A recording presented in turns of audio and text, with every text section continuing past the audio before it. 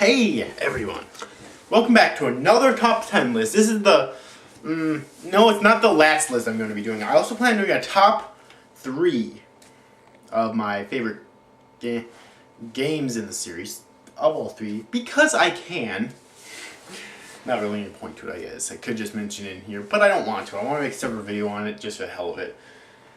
Alright, plus I could go on talking quite a bit about each of them, especially the second one. Although I will try to say that for one separate video and not like 2 videos or something. But anyways, this is my top 10 favorite Sly Cooper episodes. Now, for those of you who play the games, you know that each boss area is its own episode. It kind of goes like a TV show. Right? And you pull off certain heists. Well, in Sly 2 and 3, you pull off certain heists till you can get to the boss logically. In Sly 1, you just collect 7 keys to get to the boss. Alright, but... Alright, and each of the episodes, I like every single episode, all 19 of them in the Sly Cooper trilogy, okay? Including the opening levels. Although the opening level of Sly 3 is technically still episode 6, the final episode, right? There's 5 episodes in Sly 1, 8 episodes in Sly 2, and 6 episodes in Sly 3, okay? And so this is my top 10 favorite of them all, excluding the opening levels, because they're just kind of like prelude missions. They're not really episodes. Alright? So I'm excluding them. They're not full episodes. So they don't count to me. Alright? So anyways, let's just get started, shall we? Number 10 is the Black Chateau. Now, for me, this has a lot of nostalgia, because back in 2004, I remember, this is the first, Sly 2 is the first game. By the way, that's episode 1 of Sly 2, Band of Thieves. Sly 2 is the first game in the series I played, okay?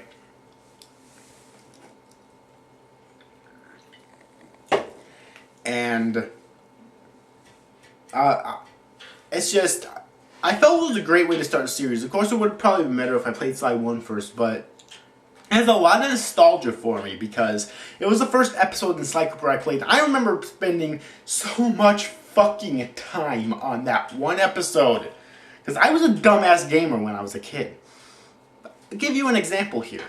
When it came to Murray's first mission, which I believe is called Water Pump Destruction, I didn't know you could play as multiple characters. Even if I had played Sly 1 first, I probably wouldn't have known. This probably would have happened because you don't get to play as multiple characters in Sly 1. So I actually went back to the safe house and thought it would complete it for me, which I know was really boring, but I was a stupid kid, okay? Until I found out, until I just was in the safe house monkeying with the analog stick, and I found, hey, you can switch between characters, and so then I decided to go and complete the mission. So, yeah, I was a really dumb gamer when I was a kid, basically. Yeah, but I just love it, and the boss fight's really fun too. It's pretty easy once you get the hang of it and find out how to dodge his fucking lightning attacks.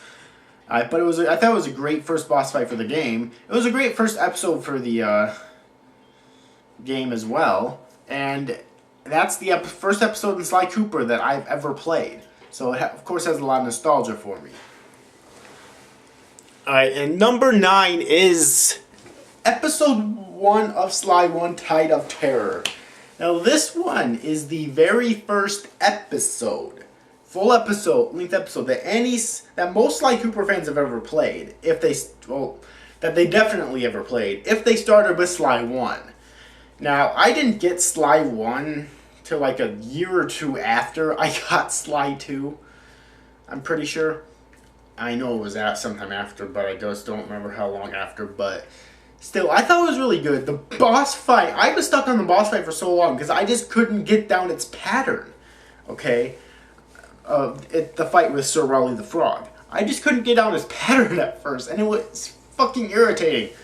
And, God, that was like one of the first times I officially rage-quitted. That was the first time I broke my fucking controller by squeezing it. I was a kid. Yeah. It's sad, really.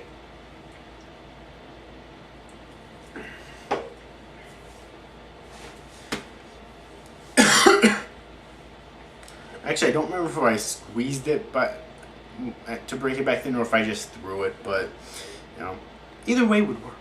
Anyways, though, but I think it is a really fun level. It's the actual missions themselves, for the most part, are really easy, considering it's the first episode in Sly Cooper. It was the first episode in Sly Cooper history, except for the underwater one where you have to kill crabs and destroy treasure chests to get the key, which I fucking hate that one. Even to this day, it can be irritating to me sometimes. But other than that, it's not too difficult because, you know, it's most players' first experience with Sly Cooper, minus the pre-opening mission, which of course is easy. I mean, if you die in the fucking opening, just stop playing video games. Just that's an order. If you die in that fucking opening, stop playing video games. Get out of the house. Do something else productive with your life, because you fucking suck, okay? That being said, yeah, I've spent enough time talking about that one. Let's just move on. Number 8 is Episode 1 of Sly 3, An Opera of Fear. Now, when I first played Sly 3, which I played it last in the series, at that point I had already... You know, it was one of my favorites. Like, my opinions on the episodes have changed over time, but it was one of my favorites. It probably would have been like number 5 or even 4. The burp is definitely number 1. Number 5 or number 4, even, if I would have made this list back then. But now it's, you know, I still like it, but I played it so much, and now it just seems kind of dull to me. I mean, it's still fun. The boss fight, the first boss in the fucking game, you fight with Murray, which is really awesome. Which is really awesome. And I don't know. I mean, it's the first episode in the game. They're already introducing new mechanics. They introduced the upgrade to the disguises, which you had disguises in Sly 2 and even 1, I guess, if you want to count the barrels. But this was a real upgrade to them. And of course, the painting safes they introduced, and they introduced gondola races, which unfortunately you never use again in any other episode. But yeah, they introduced that mechanic, and they introduced quite a few. You know, of course. They introduced Bentley's new control scheme with, you know, and they introduce the ball form, which you have to use for Murray's first mission in the game. You know, they introduced a lot of new mechanics in this first episode, okay? But it's really fun, and it's on this list because I don't hate this episode. I love every single episode in the series, all 19 of them. I love all of them, but this just isn't one of my favorites anymore, but it's still good enough for me to be on this list. Alright. And number 7 is Episode 5, the final episode of Sly Cooper and Thieves Raccoonus, A Cold Heart of Hate. Oh, jeez. For most fans, because most fans I've talked to of the series got Sly 1, they played all the way through, beat at least the story first, and then got Sly 2. Did the same with that, and then got Sly 3, and did the same with that. So for most fans, I understand that this one is definitely a most loved one ever, because it's like, it's the climax of the first game. This is what they've been playing for so long. Some people getting stuck on so much in that fucking game, such as, you know, Ms. Ruby, and even for me, the first boss fight of the game.